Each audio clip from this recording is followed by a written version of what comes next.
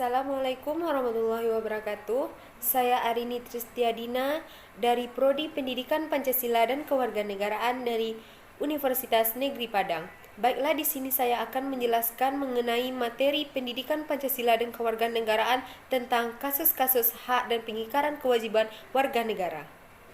Tujuan pembelajaran tentang kasus-kasus pelanggaran hak dan pengingkaran kewajiban warga negara. Yang pertama, 1. Agar memahami hak dan kewajiban warga negara. Yang kedua, agar memahami substansi dan kewajiban warga negara di dalam Pancasila. Yang ketiga, agar mengetahui kasus-kasus pelanggaran hak dan pengingkaran kewajiban warga negara. Yang keempat, agar memahami penanganan pelanggaran hak dan pengingkaran kewajiban warga negara. Sebelumnya kita harus memahami apa makna hak dan kewajiban warga negara. Hak warga negara merupakan seperangkat hak yang melekat dalam diri manusia dalam kedudukannya sebagai anggota dari sebuah negara. Hak warga negara di sini terdiri dari dua, yaitu pertama, hak konstitusi dalam Undang-Undang Negara Republik Indonesia 1945. Yang kedua, hak hukum. Kewajiban warga negara diartikan sebagai tindakan atau perbuatan yang harus dilakukan oleh seseorang warga negara sebagaimana diatur ketentuan perundang-undangan yang berlaku. Maka dapat disimpulkan, hak dan kewajiban warga negara merupakan dua hal yang saling berkaitan. Substansi hak dan kewajiban warga negara di dalam Pancasila. Nilai-nilai yang terkandung di dalam Pancasila dikategorikan menjadi 3 nilai. Yang pertama, nilai dasar. Yang kedua, nilai instrumental. Yang ketiga, nilai praktis. Ketiga nilai tersebut memiliki dampak secara langsung ataupun tidak langsung mengatur hak kewajiban warga negara sebagaimana di dalam Pancasila. Sila pertama, ketuhanan yang Maha Esa, yang mana menjamin akan hak untuk bebas memeluk agama sesuai dengan kepercayaan masing-masing. Yang kedua, sila kemanusiaan yang adil dan beradab, menempatkan hak setiap warga negara yang mana pada kedudukannya sama di mata hukum, memiliki hak yang sama untuk mendapat jaminan dan perlindungan hukum. Sila ketiga, Persatuan Indonesia menjamin akan hak-hak setiap warga negara dalam keberagaman budaya. Sila keempat, kerakyatan yang dipimpin oleh hikmat kebijaksanaan dalam permusyawaratan perwakilan, yang mana dicerminkan di dalam kehidupan pemerintah, bermasyarakat, bernegara yang demokratis. Sila kelima, keadilan sosial bagi seluruh rakyat Indonesia, mengakui akan hak milik perorangan yang dilindungi pemanfaatannya oleh negara dan memberi kesempatan kepada masyarakat. Yang kedua, hak dan kewajiban warga negara dalam nilai instrumental sila-sila Pancasila.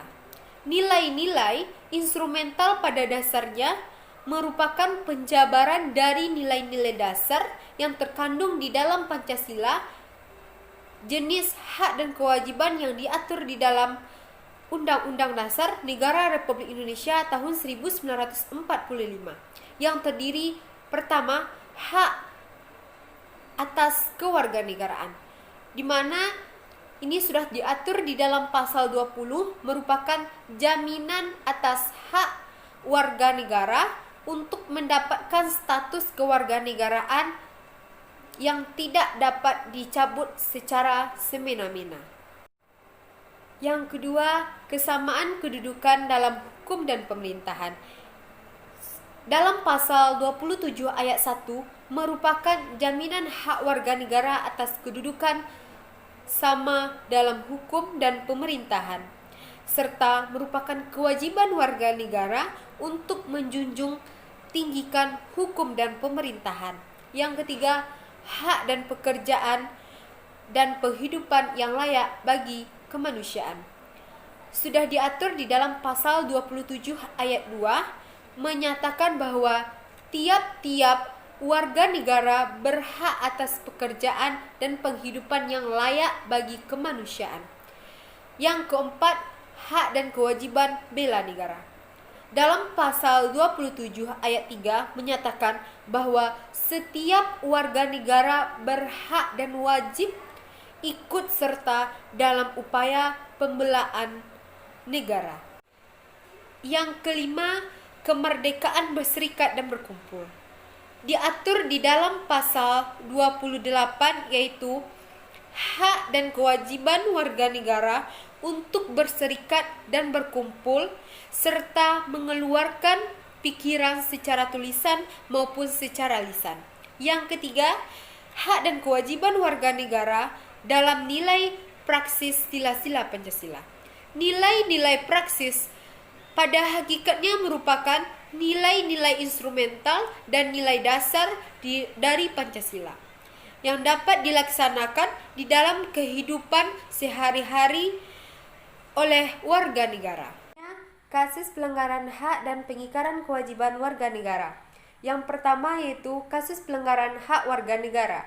Ditinjau dari kondisi masyarakat yang terjadi saat ini, kasus pelanggaran hak yang sering terjadi di masyarakat disebabkan yang pertama karena proses penegakan hukum masih belum optimal dilakukan. Yang kedua, tingkat kemiskinan dan angka pengangguran di negara kita masih cukup tinggi. Yang ketiga, masih merebaknya kasus pelanggaran hak asasi manusia seperti pembunuhan, pemerkosaan, padahal kasus itu atau perbuatan itu sudah diatur di dalam pasal 28A sampai 28J Undang-Undang Dasar Negara Republik Indonesia tahun 1945 yang menjamin keberadaan akan hak asasi manusia. Yang keempat yaitu masih terjadinya tindakan kekerasan mengatasnamakan agama padahal sudah diatur di dalam pasal 29 ayat 2 Undang-Undang Negara Republik Indonesia tahun 1945.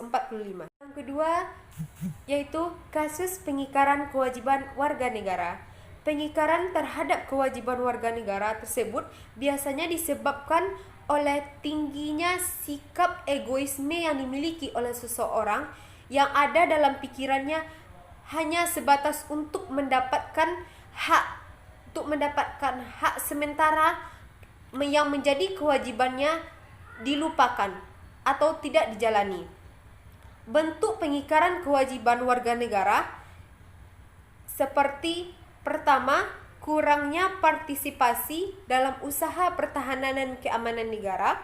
Yang kedua, merusak fasilitas negara. Yang ketiga, tidak membayar pajak. Yang keempat, melanggar aturan berlalu lintas.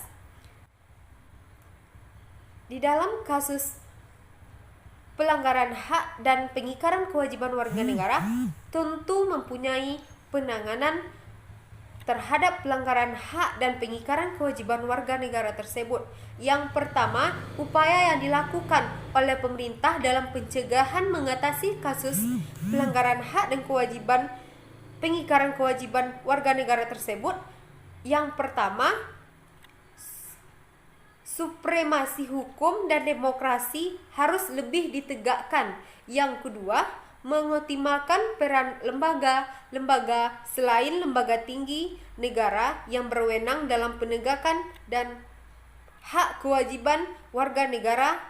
Yang ketiga, meningkatkan kualitas pelayanan publik. Yang keempat, meningkatkan pengawasan dari masyarakat dan lembaga politik. Yang kelima, meningkatkan profesionalisme lembaga keamanan dan pertahanan negara. Yang ketujuh, meningkatkan kerjasama dan harmonisasi antar warga negara.